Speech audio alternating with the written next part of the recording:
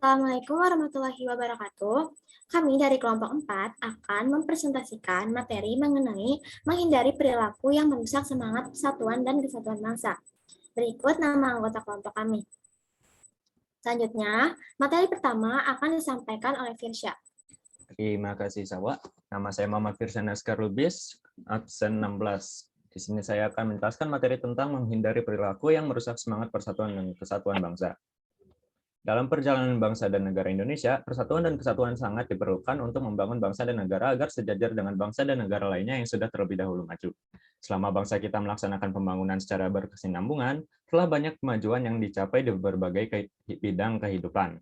Namun, secara nyata, kita selalu mendapatkan pengalaman-pengalaman pahit yang merusak semangat persatuan dan kesatuan bangsa. Ancaman yang sering kali muncul dikarenakan banyaknya peluang berperilaku tercela yang dapat merusak pelaksanaan pembangunan nasional. Adapun beberapa ancaman yang seringkali tampak dalam berbagai kehidupan, diantaranya sebagai berikut. Yang pertama ada kemiskinan.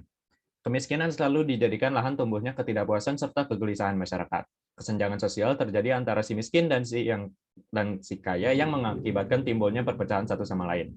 Selain itu, mereka yang mengalami kemiskinan mudah terkena hasutan untuk melakukan tindakan-tindakan yang merugikan kepentingan masyarakat dan menghambat kelancaran pembangunan. Yang kedua ada apatisme dan ketidakpedulian sosial. Faktor penting dalam mewujudkan pembangunan yang berkesinambungan yaitu giat dan semangatnya masyarakat dalam gerak pembangunan. Berpartisipasi aktif dalam melaksanakan kegiatan pembangunan dengan tidak mengindahkan nilai Pancasila dan Undang-Undang Dasar tahun 1945. Namun, apabila egoisme golongan muncul di kalangan masyarakat Indonesia, maka hal tersebut menjadi pemicu kepasifan masyarakat dan secara langsung akan menghambat jalannya pembangunan. Materi selanjutnya akan dijelaskan oleh Sylvia.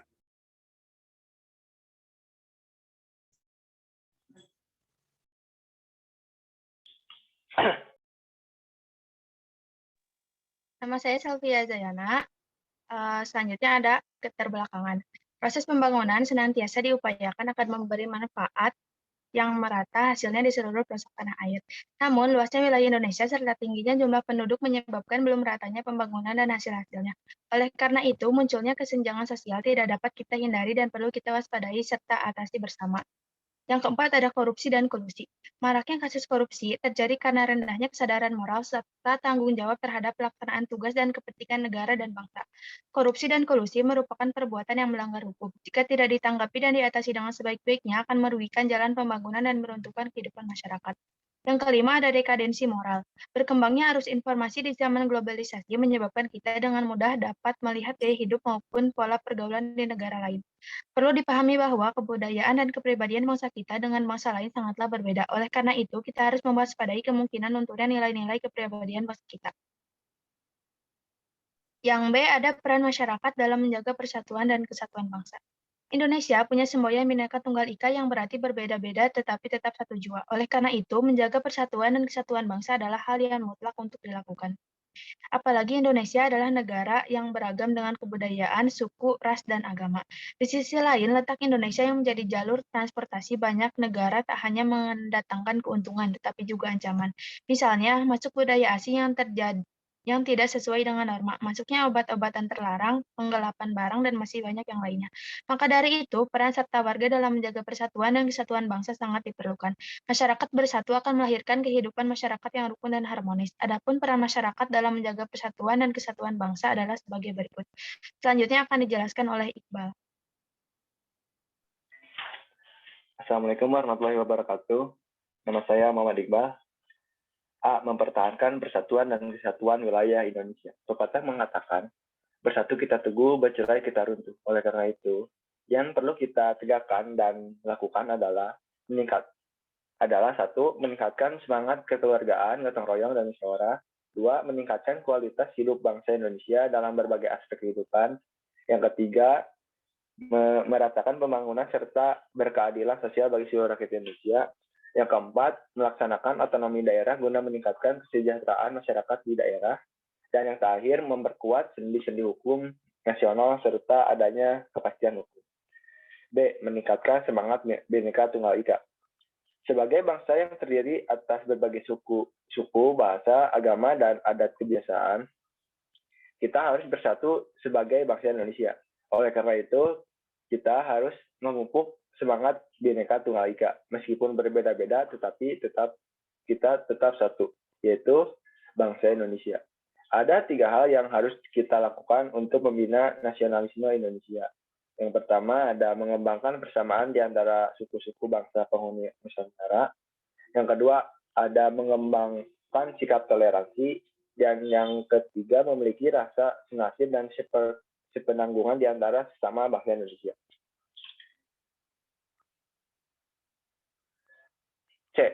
Mengembangkan semangat kekeluargaan. Contoh membina kekeluargaan yang perlu kita usahakan atau budayakan setiap hari adalah budaya saling bertegur sapa. Bayangkan jika lingkungan kamu setiap harinya selalu ada percekcokan, adu mulut, tidak ada sikap saling percaya, dan lain-lain. Apa yang harus kamu lakukan?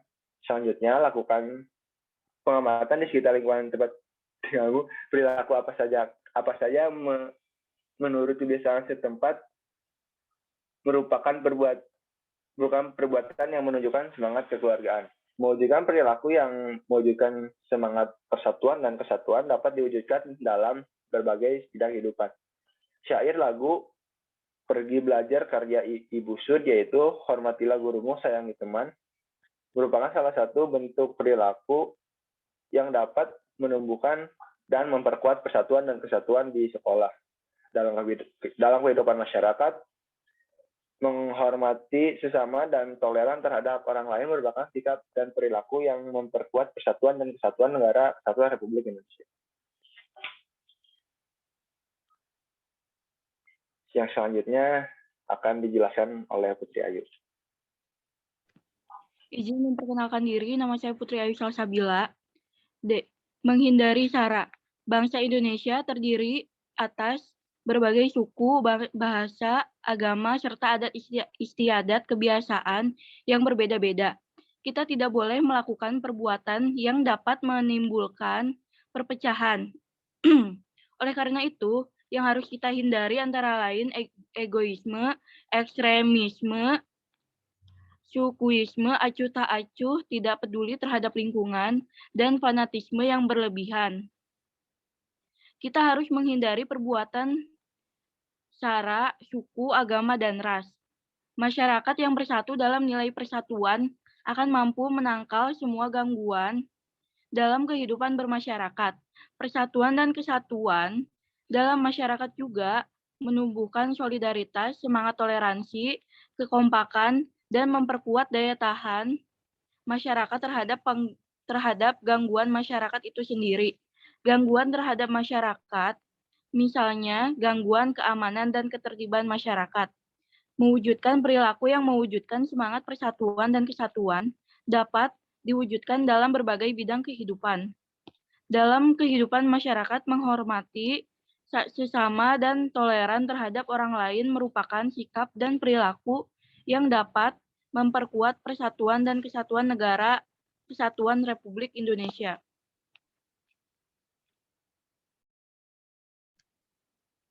Dampak buruk SARA yaitu terjadi perpecahan di tengah masyarakat, 2. Rusaknya sarana dan prasarana negara, 3. Hilang atau hancurnya harta benda masyarakat, 4. Merusak nilai-nilai dan norma di masyarakat, 5. Bisa mengakibatkan korban jiwa. Kemudian upaya mencegah SARA yaitu yang pertama, mendekatkan diri pada Tuhan, memahami adanya perlindungan bagi hak warga negara, 3. Saling menghargai dan menghormati, 4. Tidak menyimpan prasangka buruk pada orang lain yang berbeda, 5. Mengamalkan nilai persatuan dan kesatuan. Selanjutnya, manfaat persatuan dan kesatuan. 1. Nilai persatuan dan kesatuan akan menghadirkan suasana aman, damai, dan tentram bagi rakyat Indonesia. 2. Menjalin rasa kebersamaan dan saling melengkapi antara warga dengan yang lain. 3. Munculnya rasa kemanusiaan, sikap toleransi, menghargai, serta rasa harmonis untuk hidup berdampingan secara rukun dan damai. 4. Tumbuhnya rasa persahabatan, kekeluargaan, sikap tolong-menolong antar sesama, memantikan kemajuan bangsa Indonesia dari berbagai bidang.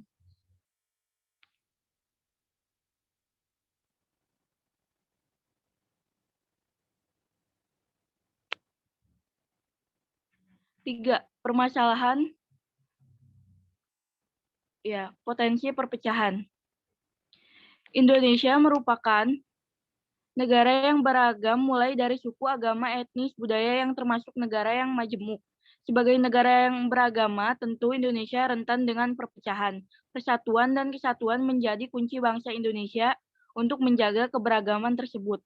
Persatuan dan kesatuan adalah senjata paling ampuh bagi bangsa Indonesia untuk menjaga dan mempertahankan keberagaman tersebut. Persatuan dan kesatuan dapat diartikan sebagai perkumpulan dari berbagai komponen yang membentuk menjadi satu. Sementara kesatuan merupakan hasil perkumpulan tersebut yang telah menjadi satu dan utuh. Sehingga persatuan dan kesatuan mengandung arti bersatunya macam-macam corak yang beraneka ragam menjadi satu kebulatan yang utuh dan serasi. Ada kegiatan-kegiatan dapat menimbulkan perpecahan. Tidak hanya itu, tapi juga hilangnya rasa persatuan dan kesatuan. Berikut kegiatan yang dapat menimbulkan perpecahan dan hilangnya rasa persatuan dan kesatuan adalah menyampaikan pendapat di muka umum berlebihan. Sejak bergulirnya reformasi, banyak masyarakat menyampaikan pendapat di muka umum secara bebas. Akan tetapi, masih banyak disalahartikan sebagai masyarakat yang beranggapan bahwa kebebasan berpendapat berarti kita boleh berbicara dan berbuat semaunya sendiri. Banyak memaknai kebebasan berpendapat dengan cara yang kurang tepat dan cenderung berlebihan, bahkan seringkali keluar dari batas-batas kewajaran.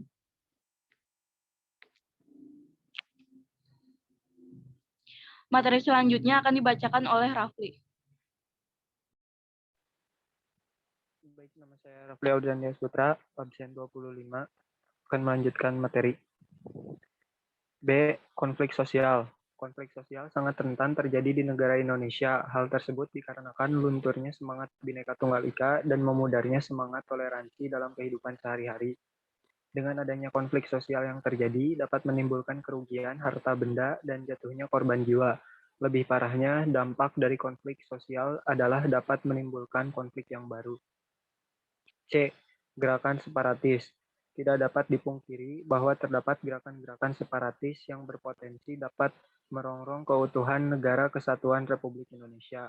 D. Memudar dan melemahnya fungsi Pancasila sebagai dasar negara. Pasca reformasi bergulir, tidak ada lagi pembinaan dan penanaman ideologi Pancasila yang dilakukan oleh pemerintah seperti ketika Orde Baru berkuasa. Pada masa Orde Baru berkuasa, pembinaan tentang pentingnya Pancasila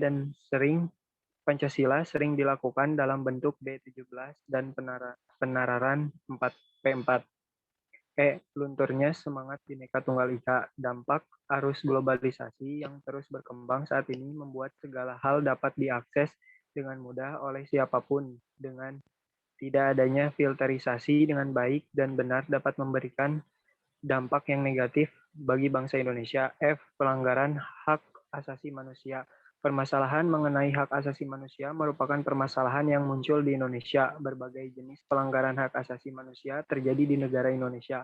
Misalnya kerusakan yang terjadi pada tahun 1998. Materi selanjutnya akan dijelaskan oleh Riswandi. Baik, terima kasih Rafli. Sini nama saya Riswandi Bentian, absen 28, akan menjelaskan materi selanjutnya. G. Ketimpangan sosial ekonomi. Pembangunan yang tidak merata di seluruh wilayah Indonesia dapat menimbulkan ketimpangan sosial di masyarakat. Hal tersebut dapat memicu munculnya bibit separatis baru. H. Terjadinya korupsi. Terjadinya korupsi antara lain disebabkan karena adanya tindakan penyalahgunaan wewenang yang dilakukan oleh pejabat, pemerintah maupun swasta. I. Meluasnya peredaran narkoba. Peredaran dan penggunaan narkoba di Indonesia saat ini sudah sampai menyentuh semua lapisan masyarakat. Dengan kata lain, peredaran narkoba di Indonesia saat ini sudah menyentuh semua golongan, baik pemerintah, rakyat, bahkan penegak hukum yang seharusnya menjadi panutan bagi rakyat. J. Potensi intervensi yang dilakukan pihak asing. Indonesia dengan segala kekayaan yang dimilikinya tidak luput dari gangguan gangguan pihak luar. Gangguan yang dilakukan oleh pihak luar bahkan dapat berbentuk agresi militer, tetapi intervensi dalam bidang ideologi, sosial, budaya, dan ekonomi lebih besar dirasakan oleh bangsa Indonesia saat ini. Pelanggaran batas wilayah negara. Pelanggaran batas wilayah negara juga dapat menjadi ancaman bagi keutuhan negara kesatuan Republik Indonesia. Pelanggaran batas wilayah ini dapat memicu terjadinya konflik dengan negara lain. Sekian, selanjutnya akan dijelaskan oleh Fajri. Baik, nama saya Muhammad Nur Fajri, absen 14. Materi selanjutnya yaitu upaya mempertahankan negara kesatuan Republik Indonesia. Poin A, yaitu yang harus kita lakukan adalah mengamalkan nilai Pancasila dalam kehidupan sehari-hari. Dalam menjalankan kehidupan berbangsa dan bernegara, harus ada pola pikir dan sikap yang sama dari masyarakat. Prinsip dasar negara adalah Pancasila yang mengakomodir dan bersifat memaksa bagi seluruh rakyat Indonesia. Pancasila sebagai pandangan hidup serta ideologi bangsa. Dengan demikian, nilai-nilai Pancasila dapat menjadi fondasi dasar untuk menjaga keutuhan negara Indonesia. B. Menggelorakan semangat Bhinneka Tunggal Ika. Bhinneka Tunggal Ika merupakan semboyan negara yang berarti berbeda-beda tetapi tetap satu jua. Dengan demikian, Bhinneka Tunggal Ika dapat menjadi ikatan kemajemukan bagi bangsa Indonesia. C. Menjalankan kehidupan berbangsa dan bernegara sesuai dengan Undang-Undang Dasar Negara Republik Indonesia 1945. Semua negara dalam menjalankan kehidupan berbangsa dan bernegara harus mengacu pada konstitusional yang berlaku, yaitu Undang-Undang Dasar 1945. Hal itu dikarenakan dalam UUD 1945 telah diatur hak dan kewajiban sebagai warga negara. Dengan demikian akan terciptanya tatanan negara yang aman dan tertib. Materi selanjutnya akan dijelaskan oleh Salwa. Baik, terima kasih Fajri. Selanjutnya saya akan menjelaskan materi. Poin D, melaksanakan usaha pertahanan negara. Negara Indonesia merupakan negara yang menerapkan sistem pertahanan semesta, yaitu semua warga negara berkewajiban untuk mempertahankan persatuan dan kesatuan. Penjelasan mengenai pertahanan dan keamanan negara Indonesia telah diatur dalam UU Nomor 3 Tahun 2022 tentang pertahanan negara. Dalam undang-undang ini disebutkan bahwa yang dimaksud dengan pertahanan negara adalah usaha untuk mempertahankan kedaulatan negara, keutuhan wilayah negara kesatuan Republik Indonesia, serta keselamatan segenap bangsa dari ancaman dan gangguan terhadap keutuhan bangsa dan negara. Poin E. Membangun bangsa Indonesia di atas fondasi multikultural. Keberagaman di negara Indonesia menjadikan negara ini negara multikultural. Multikultural berasal dari kata multi yang berarti banyak dan kultural berarti budaya.